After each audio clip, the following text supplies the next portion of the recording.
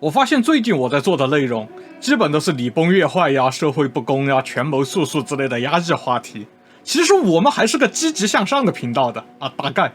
那么今天我先发一个轻松一点的内容，夹在中间。2023年我个人最推荐的适合历史爱好者的日本神社和佛寺景点。这里是巫女花散里，研究日本历史与传奇的频道。那么话不多说，我们直接进入正题。法隆寺地区的佛教建筑物在1993年被列为世界文化遗产，也是该名录中最古老的木质建筑群，位于奈良县。主要建筑法隆寺是日本佛教派别之一的尼德宗的总本山，也被称为斑鸠寺。据传，法隆寺是在推古15年由圣德太子和推古天皇所创立，后世有多次改造。现在寺内拥有众多国宝和重要的历史文化财产。事实上，按照官方推荐的旅游路线，进入寺庙区域，你会最先看到的南大门就是日本国宝之一。进入寺内则是187000平方米的宽广庭园，分为以金堂为中心的西院和以梦殿为中心的东院。西院中的五重塔也是日本国宝之一，想必很多人都看过日剧或者动漫中出现这个建筑，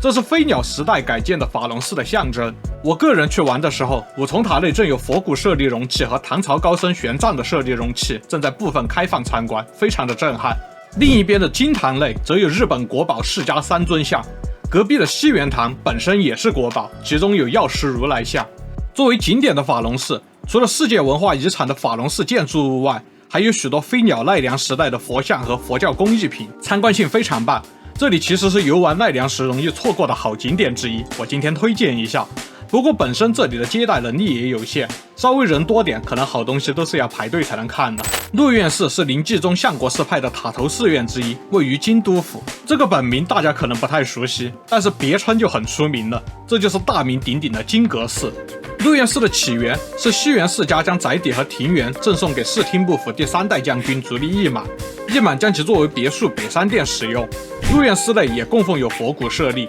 因寺庙的主体建筑内外都铺满了豪华的金箔，故而也被称为金阁寺。尽管鹿苑寺曾经是代表室町时代北山文化的建筑，但其实原建筑已经于1950年遭到纵火焚毁，现在我们看到的是1955年的重建品，因此主建筑无法被评为国宝或者是重要文化财产。但是整个园区作为古京都的文化财产的一部分，被列入了世界文化遗产。整个鹿苑寺园区并不大，基本就是绕着园内湖泊走一圈，但是它代表了全盛时期的室町文化，所以也是我等日本战国爱好者不可错过的地方。推荐参观时间是2个极端，盛夏或者隆冬。我个人是盛夏去过一次，虽然当时天气确实是很难受，但是水天相映，配合考究的庭园角度设计和金碧辉煌的主体建筑，景色堪称完美。此外，富雪金阁寺也是代表日本文化的绝景之一，我也会挑一个机会再去看一次冬天的别样景色。2011年，平泉佛国净土建筑、庭园及考古遗址群的名义下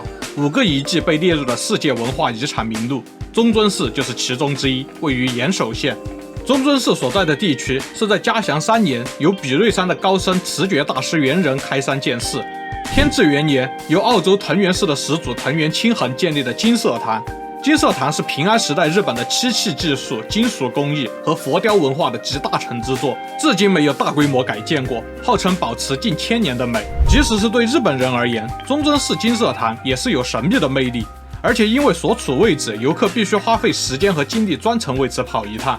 2022年大河剧《镰仓殿的13人》评价极高，金色堂以在偏远地区中冲击性出现的精美建筑的形象广受关注，加上作为源义经的故乡和征伐澳洲藤原氏这个重点背景事件，进一步勾起了人们一探究竟的兴趣。于是地方政府和运营方开始重新规划到中尊寺金色堂的旅游路线。看官网介绍说，2023年去金色堂参观变得比以前轻松了很多，因此我愿意将它放在第4位。同样是作为古都京都的文化遗产的一部分，被列入了世界文化遗产名录的平等院，站在普通游客的观点，可能都不足以排进日本景点的前10。但是要为历史爱好者推荐的话，我认为它值得排在金阁寺和中尊寺前面。事实上，日本现行的10元硬币的背面就是平等院中的图案。如果说鹿苑寺代表了室町时代全盛时期的文化，那么平等院就代表了藤原氏执政时代的奢靡之风。这里本是藤原赖通的父亲藤原道长收到的正理庭园宇治殿，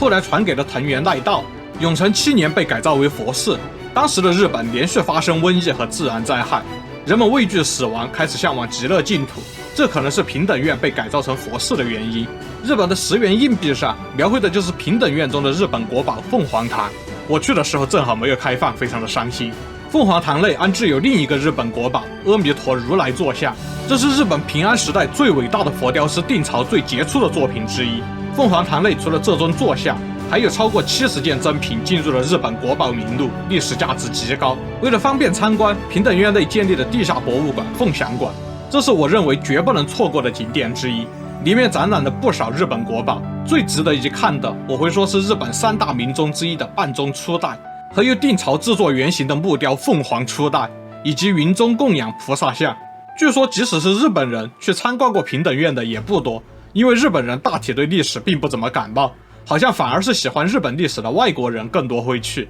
确实我去的时候感觉游客也是白人为主，但是我还是给他打高分。现在我心中它可以是日本涉世历史景点中排第3。如果你要问我在日本这么多次旅游中最快乐的是去哪里，京都奈良肯定是第1，而第2的话我会说是广岛。岩岛神社是在1996年被列为世界文化遗产，岩岛神社所在的宫岛也是日本自古以来的旅游胜地，被称为日本3景之一，位于广岛县。岩岛神社的主祭神是天照大神和素斩明尊在誓约时从素斩明尊的剑中诞生的宗像3女神。传说中治理宫岛的神明佐伯安直下了神敕，派神鸦带领着祭神环岛选了岩岛神社的地点，由推古天皇建立社殿。后来在久安2年，被任命为安艺守的平清盛尊其为平家守护神。平清盛对岩岛神社进行了大规模修复，改造成了现在的样子，一排排木质建筑仿佛伫立在海水上，成了极富特色的美丽神社。后来元平盛衰交替，执政者对于岩岛神社的崇敬倒是一直没有改变。室町时代的足利尊氏和义满，战国时代的大内家和毛利家也一直为此投入资源。我去过2次岩岛神社，但是很不巧，海上大鸟局一直都在维护，一直都没有机会一睹这座离海岸160米的海上建立的鸟居的真容。前不久 G7 峰会在广岛召开，好家伙，这个时候大鸟居的维护就完成了。岩岛神社既能看到无与伦比的日本美学，也有日本首屈一指的自然风光，还有绵长的文化历史传承。现在又完成了标志性建筑大鸟居的修复，我愿将它排在现在最适合历史爱好者观光的日本神社寺庙第2位。我的频道观众对日光东照宫应该是太熟悉了吧？不仅我在视频中经常用 vlog， 就连视频剧情中都经常出现。这是祭祀江户幕府初代将军德川家康的地方。2017年，日光东照宫、日光三轮王寺、日光二荒山神社与周围山林一同被列为世界遗产，位于立木县。元和2年，德川家康在郡府结束了他75年波折而辉煌的人生，被葬于九能山。1年之后，按照家康的遗言，分灵被迁移到日光供养。元和3年，2代将军德川秀忠在此建立了日光东照宫。宽永13年，3代将军德川家光又进行了大规模重建，形成了现在豪华的日光东照宫社殿群。即使是在日本国宝中，日光东照宫的阳明门也称得上最闻名于世的建筑之一。门上有超过500个历史故事或者传说意识的雕刻，堪称日本江户时代雕刻技艺和色彩艺术的代表杰作，也是日光东照宫作为世界遗产的标志性象征。阳明门2侧的花鸟雕刻回廊，本殿和拜殿所在的日光东照宫日本社也都是日本国宝。此外，日光东照宫中还有另一件能和阳明门一争知名度高低的日本国宝，是在东回廊上面的一座小雕刻睡猫，乃是日本传说级雕刻大师佐圣五郎的杰作。国宝新旧社近年也因为在游戏《只狼》的创作中被参考，创造出 BOSS 非礼勿视、非礼勿听、非礼勿言3侯，而人气上升。还有模仿中国风格的雕刻唐门，也是日光东照宫中的知名国宝。日光东照宫的这些国宝比较特别的是，它们能给人带来冲击性的印象，基本都是用了精湛漆器技艺、上了鲜艳色彩装饰的光彩夺目的建筑和雕刻物，不仅仅设计精美，也都传达了信仰和哲学。我愿将它放在2023年适合历史爱好者的日本涉世景点推荐第1位。如果你放暑假或者跟我一样正好给自己放个离职假，想到日本做历史观光，这些就是我认为神社和佛寺中最不容错过的地方。如果能帮到你就太好了。都看到这儿了，别忘了点赞订阅哦，我们下期再见。